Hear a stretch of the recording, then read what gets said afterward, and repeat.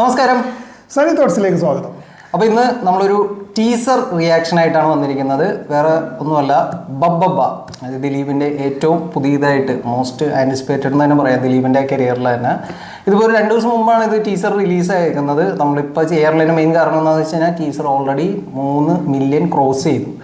ഇതൊരു വലിയ ഫിഗർ ആണെന്നല്ല നമ്മൾ പറയുന്നത്, പക്ഷെ ദിലീപിനെ സംബന്ധിച്ചിടത്തോളം ഈ സോഷ്യൽ മീഡിയയ്ക്ക് ഇത്ര ആക്റ്റീവ് ആയതിനു ശേഷം ഇതുപോലൊരു ഇമ്പാക്റ്റ് ഉണ്ടാകുന്നത് ആദ്യമായിട്ടാണ്. അപ്പോൾ എന്തായാലും നമ്മളപ്പോൾ ഈ ടീച്ചർ ഒന്ന് കാണാം, അതൊന്ന് ചെയ്യുന്നുണ്ട്. കാരണം ദിലീപ് നമുക്ക് എല്ലാവർക്കും അറിയാവുന്നതാണ്.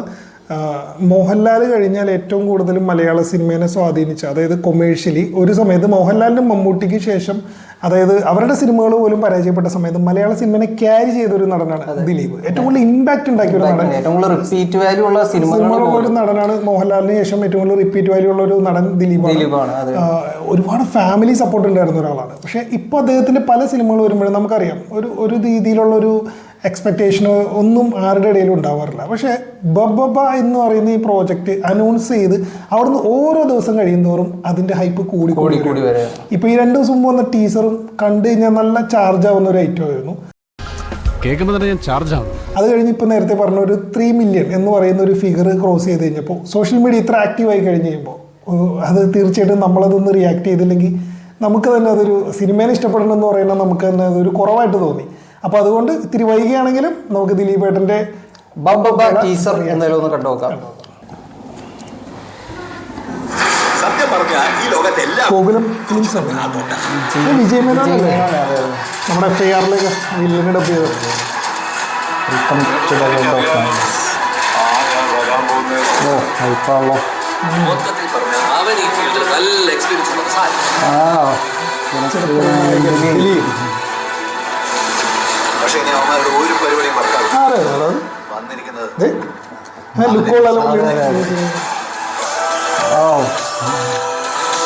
സ്റ്റൈലായിട്ട്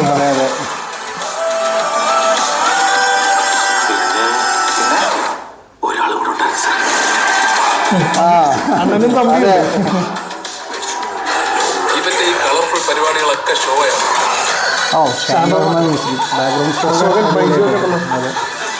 ബാലു വർഗീസ് ഉണ്ടോ?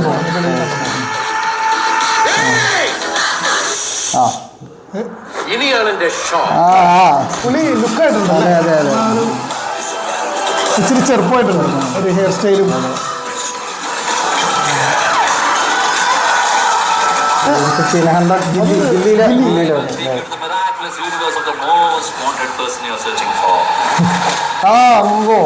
ഒരു മോഹൻലാൽ വാളയാർ പരമശിവം. അതെ, വാളയാർ പരമശിവത്തിന്റെ എല്ലാം ഇതുണ്ടാവും.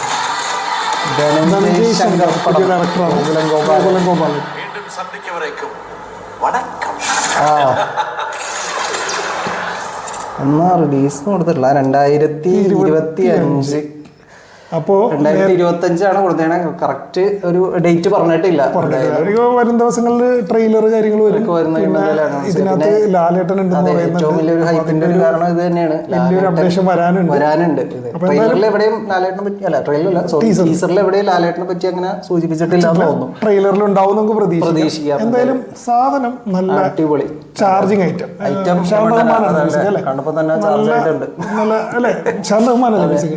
നല്ല രസമായിട്ടുണ്ട്. പിന്നെ ധ്യാൻ വിനീത് കോംബോ, ശ്രീനിവാസ് ബ്രദേഴ്സ്, അതും കൂടി വരുമ്പോൾ ഒരു അഴിഞ്ഞാട്ടം തന്നെ പ്രതീക്ഷിക്കാം എല്ലാവരുടെയും. പിന്നെ ദിലീപിന്റെ എനിക്ക് അതിനകത്ത് ഏറ്റവും ഇഷ്ടപ്പെട്ട ഒരു കാര്യം എന്ന് പറഞ്ഞാൽ, നിങ്ങളെല്ലാവരും ശ്രദ്ധിച്ചിട്ടുണ്ടാവും, ഈ അടുത്ത് കാണുന്ന സിനിമകളിലൊക്കെ പുള്ളിക്ക് കുറച്ച് ഏജ് തോന്നു വരുന്നത്. ഇത് പുള്ളി ഒരു ഇപ്പോൾ ഉള്ളതിന് ഒരു 10 വയസ്സ് കുറഞ്ഞ പോലെ.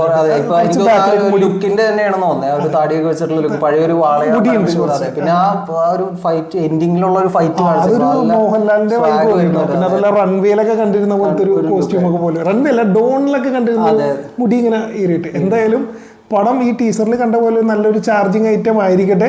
നേരത്തെ പറഞ്ഞ പോലെ ഇനി ട്രെയിലർ വരാനുണ്ട്, വലിയൊരു അപ്ഡേറ്റ്സ് ലാലേട്ടനെ കുറിച്ച് വരാനുണ്ട്. അതെല്ലാം വരുമ്പോഴേ നമുക്ക് പിന്നെ ഓൾറെഡി ഇതൊരു വേൾഡ് ഓഫ് മാഡ്നസ് എന്ന് പറഞ്ഞാൽ കൊടുത്തേക്കുന്നത്.